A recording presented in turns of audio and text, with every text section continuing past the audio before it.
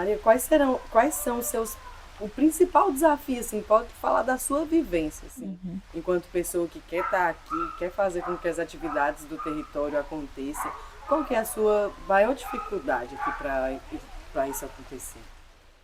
Eu acredito que uma das principais dificuldades é envolver as pessoas na atividade turística.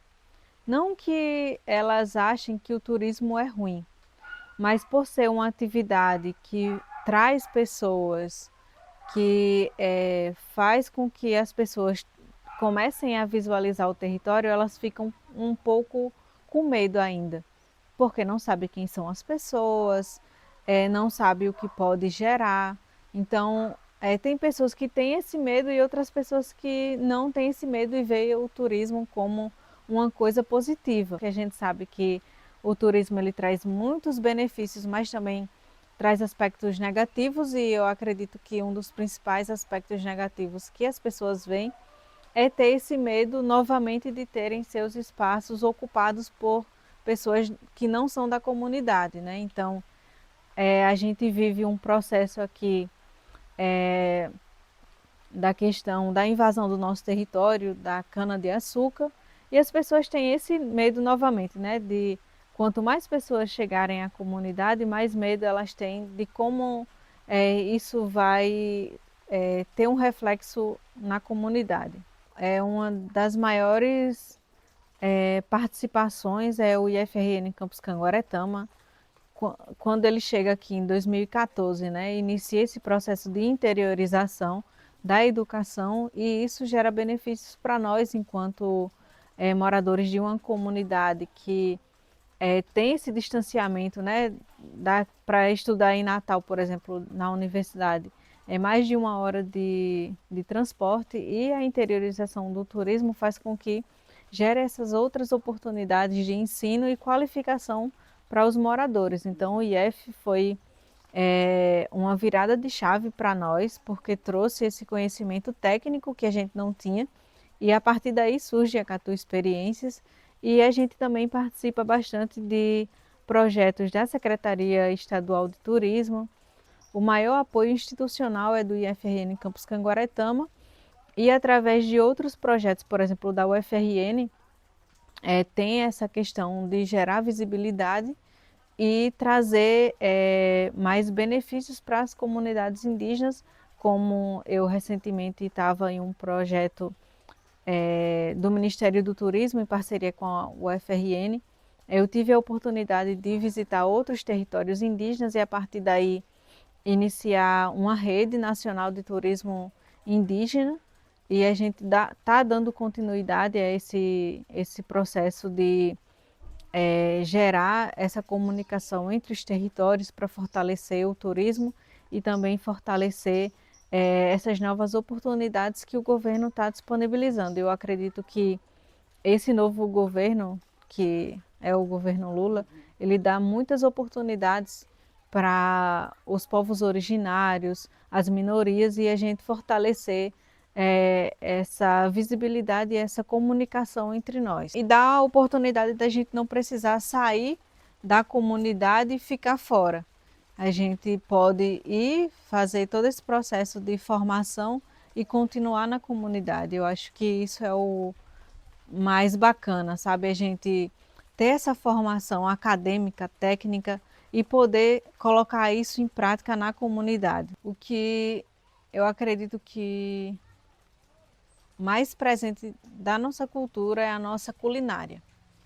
Então, nós temos uma base muito forte da agricultura familiar, então nós produzimos muito.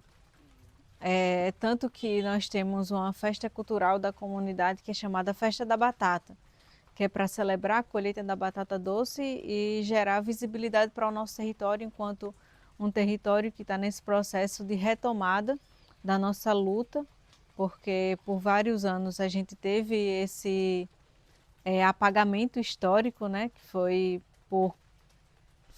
um processo colocado pelos colonizadores e não pelos colonizados, que somos nós. Então, trazer essa visibilidade para o nosso território através desse festival, né, que é a Festa da Batata Doce, e também por vários outros aspectos, como a nossa cultura das comidas à base da mandioca, como o beiju, bolo preto, entre outros alimentos. A atividade turística, desde 2012, já acontece através do cacique Luiz Catu, que ele foi um dos principais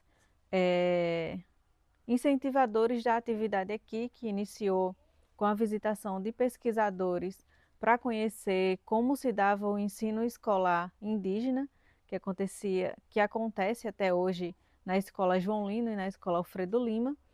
E então começou a chegar cada vez mais pessoas, principalmente pesquisadores e alunos da rede pública e também das escolas particulares.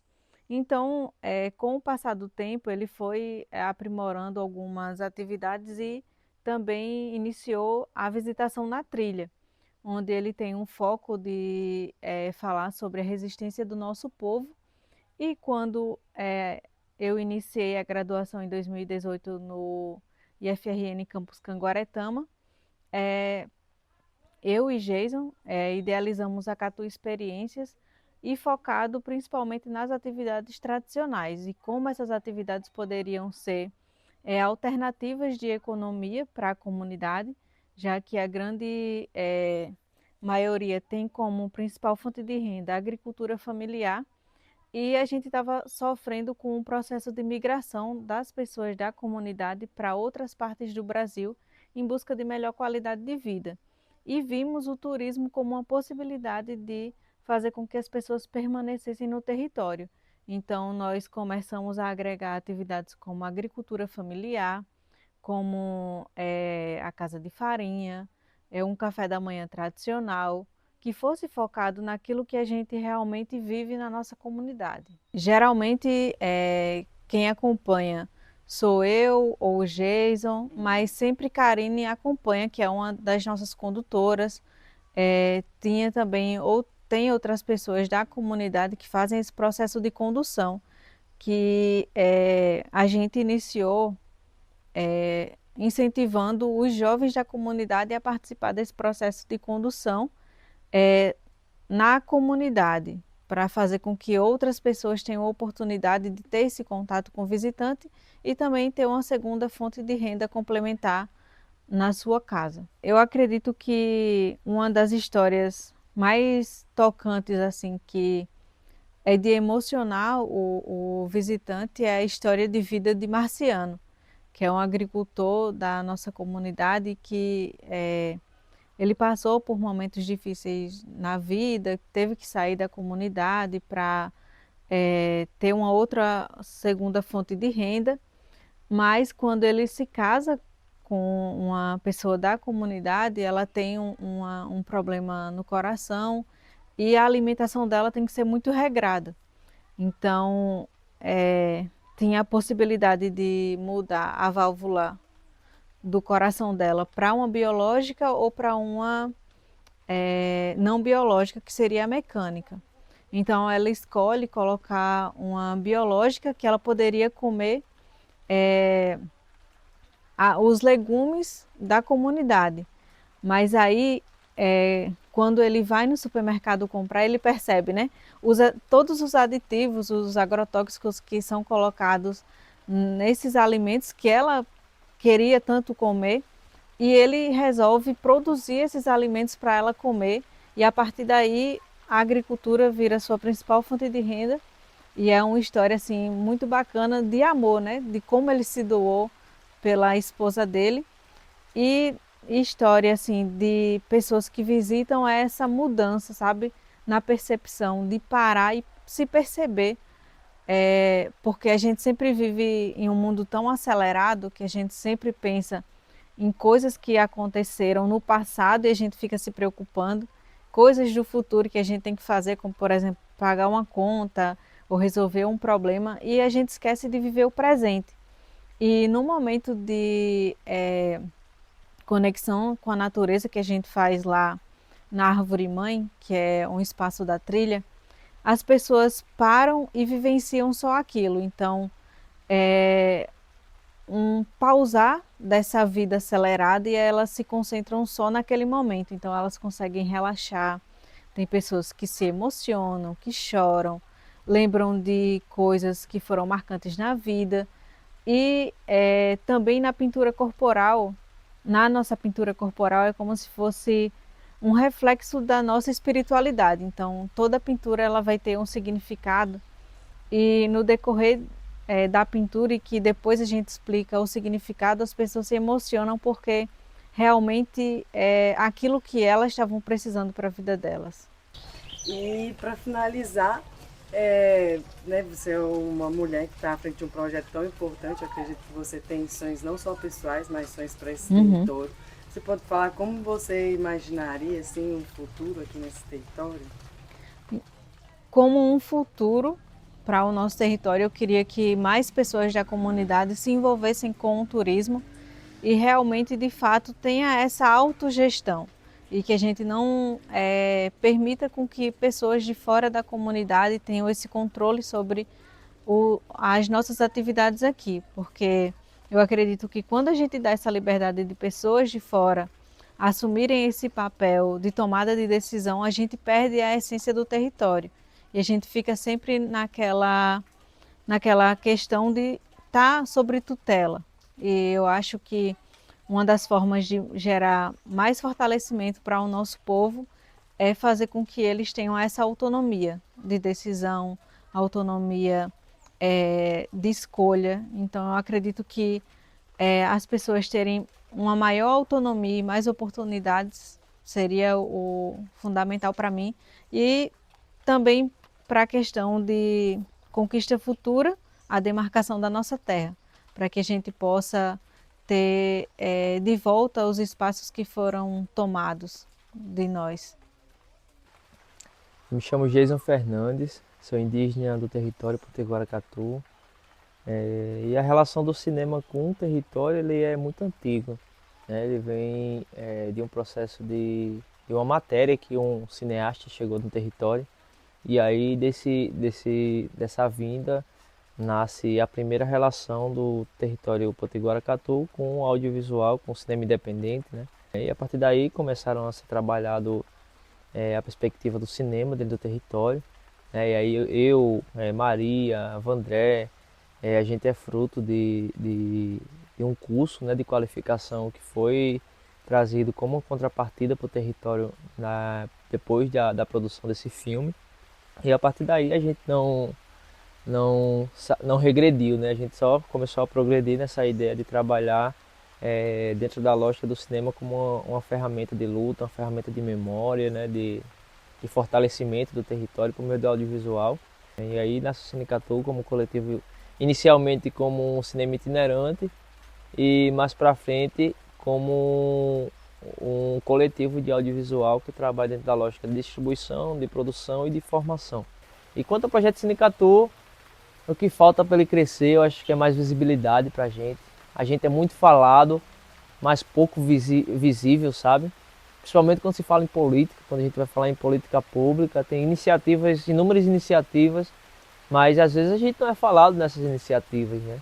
E quando é na perspectiva de valorização dessa política para que ela funcione, né, isso falta também, né? Imagine só a gente tentar rodar o Rio Grande do Norte todo. Hoje a gente tentando uma política pública da PENAB com 40 mil reais, a gente andar desde o litoral até o alto oeste do Rio Grande do Norte com 40 mil reais. Eu sendo muito franco, isso vai acontecer, mas vai acontecer pela boa vontade dos agentes que estão dentro dessa Kombi para fazer acontecer. São esse debate que é válido e é necessário em todos os territórios. E aí, como os parentes chucurus falam, né, é uma ferramenta de guerrilha, né? Ele é uma arma. A gente pode utilizar ela tanto para denunciar, quanto para ganhar o nosso pão de cada dia, quanto para fazer coisas positivas e negativas também relacionado ao território, né? Algo que possa fortalecer o empoderamento e o bem viver do território a qual a gente está, né? Então eu utilizo muito essa filosofia da câmera, do audiovisual como uma ferramenta de luta e que pode ser trabalhada em diversos cenários. Então eu vejo o cinema em tudo, desde o turismo de base comunitária. Então tem um projeto inclusive agora que a gente está tentando fazer, que é um curta para fortalecer tanto essa questão fundiária, mas também da nossa cultura de plantar os nossos anjinhos, né, que é o próprio cemitério dos anjos, né, que está em um processo também de luta, porque foi plantado cana-de-açúcar em cima e não foi respeitada a memória do nosso povo ou quem foi plantado ali, né. A gente já tinha um, um leve feelingzinho com o cinema, né. Desde 2018 que a gente tem a Catu Experiências dentro da plataforma digital do Instagram, né, da rede social. E aí já tem algumas organizações relacionadas ao negócio, o Sindicato ou Catu Experiências. E aí já tinha outras pessoas que trabalhavam com audiovisual, que era o próprio Vander. Ele sempre gostou muito de tirar fotos, ele sempre fazia cobertura de fotografias. E aí eu comecei também a ser solicitado. A gente não tem nenhum curso técnico de produção audiovisual, a gente não tem nenhuma graduação relacionada a isso, então a gente vem de uma formação de cineastas que possivelmente também não tiveram essa formação técnica, mas sim de qualificação, ou se não relacionada à própria ideia do fazer sozinho. A gente começou a também fazer algumas imersões, a gente foi lá conhecer como é que eles faziam, né? Então eles utilizam até um termo, o audiovisual como arma de guerrilha, né? E isso é algo que a gente vem fazendo também, que a gente vem fortalecendo. Eles trabalham na ideia da comunicação social e a gente trabalha na ideia do audiovisual como essa ferramenta de memória, de luta, de denúncia, né? Então essa relação se dá por meio desses aspectos. Eu trabalhando dentro de uma lógica de hierarquia, né? E tipo um recorte temporal também de quem fez primeiro, né? Eu trago elementos como do próprio nascimento, né? Seu nascimento, de Vando, de Valda, né? Seu Chão, Dona Maria Baixinha. Essas pessoas, elas são umas referências em relação a essa valorização dessas práticas culturais, né? Que trabalham dentro dessa lógica, né? Também dessa parte, creio que de uma geração acima da minha, né? Tem Luiz, que trabalha com essa perspectiva de um movimento um pouco mais de afinco, né? E aí ele é referência no Rio Grande do Norte. Digo até no Brasil, ele é uma referência de liderança indígena que tenta trazer esse fortalecimento. O Luiz é um exemplo desse, o Wellington, né? Que trabalha nessa lógica política também, né? E trazendo aos jovens, eu acho que hoje eu me considero uma liderança jovem dentro do território. Gosto muito de falar sobre essa perspectiva da política, né? Mas também, principalmente, sobre a cultura e o turismo é algo que me chama a atenção, justamente porque a gente vive isso, né? Muitas pessoas que fazem cultura hoje e que vêm trabalhando dentro dessa lógica do audiovisual, né? Então, a gente fala de tantas práticas culturais, desde a agricultura familiar, desde da cultura popular em si, né? Mas também dessa parte do audiovisual, que é algo que é multifacetado, né? Você chega em todas as áreas de uma forma necessária. A minha área é turismo. E eu tenho uma sub-área na economia solidária, né? Justamente devido ao trabalho de agente territorial que venho trabalhando em outros territórios, né? Então é algo muito positivo para mim enquanto pessoa, enquanto uma formação de um ser humano que pensa dentro dessas arestas que existem dentro do território e que são cortadas, podadas de diversas formas, né?